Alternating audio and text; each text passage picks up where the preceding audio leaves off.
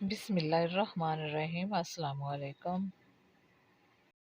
سب سے پہلے تو آپ یہ تصویر غور سے دیکھیں اور اس میں دیکھیں یہ بوڑھا شخص کب کا مر چکا ہے۔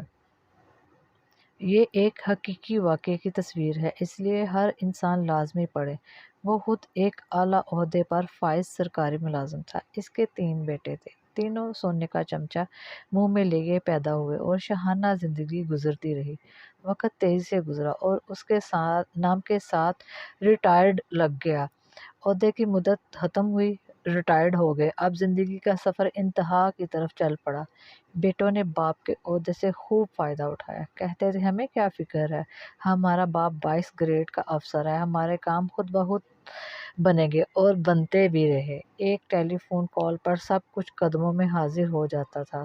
پھر وہ دن آ گیا جب بیٹے یہ بھول گئے یہ وہی باپ ہے جس کے نام اور عہدے کی وجہ سے لوگ ہمیں سر کہتے تھے۔ باپ کسی بیماری کی وجہ سے چلنے پھرنے اور بولنے سے معذور ہو گیا۔ بیٹے کہنے لگے اب تو باپ کی کمزوری دیکھی نہیں جاتی۔ ایک بیٹے نے کہا ابا کی جائیداد اور مال کی تقسیم کرتے ہیں، نہ جانے کب مر جائے، اب تو شرم آتی ہے بتاتے ہوئے کہ لوگ کیا کہیں گے۔ جب دوست آتے ہیں تو سامنے یہ بوڑھا پڑا ہوتا ہے، چلو ایک نوکر مستقل ان کے ساتھ رہنے کے لیے رکھ لیتے ہیں جو ان کا خیال رکھے، 20,000 ماہانہ دے دیں گے۔ نوکر آ گیا اور اسی گھر کے ایک کمرے میں باپ کو فرش پر گدا لگا دیا گیا۔ نوکر کو کہا اس کا پورا خیال رکھنا، ہمیں کوئی شکایت نہ ملے۔ بیٹوں کی شادیاں ہوئیں، ایک نے گرمی کی چھٹیاں گزارنے کے لیے فرانس کا پروگرام بنایا اور دوسرے نے لندن کا اور تیسرے نے پیرس کا، اور ہر جگہ اپنا تعارف 22ویں گریڈ افسر کے بیٹے ہونے سے شروع کرتے۔ نوکر کو تاکید کی کہ ہماری 3 ماہ بعد واپسی ہوگی، تم بابا کا پورا خیال رکھنا اور وقت پر کھانا دینا۔ جی اچھا صاحب جی، سب چلے گئے۔ وہ باپ اکیلا گھر کے کمرے میں لیٹا سانس لیتا رہا۔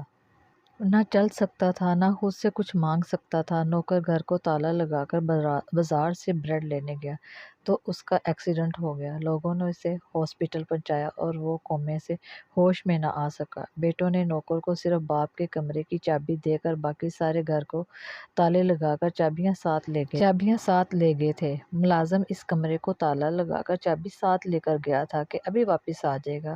اب بوڑھا ریٹائرڈ سرکاری افسر کمرے میں لاک ہو چکا تھا اور وہ چل پھر نہیں سکتا تھا، کسی کو آواز نہیں دے سکتا تھا۔ لہٰذا 3 ماہ بعد جب بیٹے واپس آئے، تالا توڑ کر کمرہ کھولا گیا تو لاش کی حالت وہ ہو چکی تھی جو تصویر میں دکھائی دے رہی ہے۔ محترم خواتین و حضرات، یہ واقعہ عبرت کا مقام ہے۔ ہم کس طرح اپنی اولاد کے لیے حلال و حرام کی پرواہ کیے بغیر سوچتے ہیں یہ اولاد کل بڑھاپے پہ میری خدمت کرے گی۔ اعلیٰ ترین غیر ملکی اسکولوں میں دنیاوی تعلیم دلواتے ہیں اور دین و اسلام کی تعلیم دلوانے کو توہین سمجھتے ہیں، جس میں سکھایا جاتا ہے کہ والدین کی خدمت میں عظمت ہے۔ ہر انسان جو بوتا ہے اسی کا ہی پھل پاتا ہے۔ ہمیں بھی سوچنے سمجھنے کی اشد ضرورت ہے کہ ہم اپنی اولاد کو کیا تعلیم دلا رہے ہیں، کہیں ہمارا حال بھی ایسا تو نہیں ہونے والا۔ اللہ تعالیٰ ہمیں برے وقت اور بری موت سے بچائے، آمین ثم آمین۔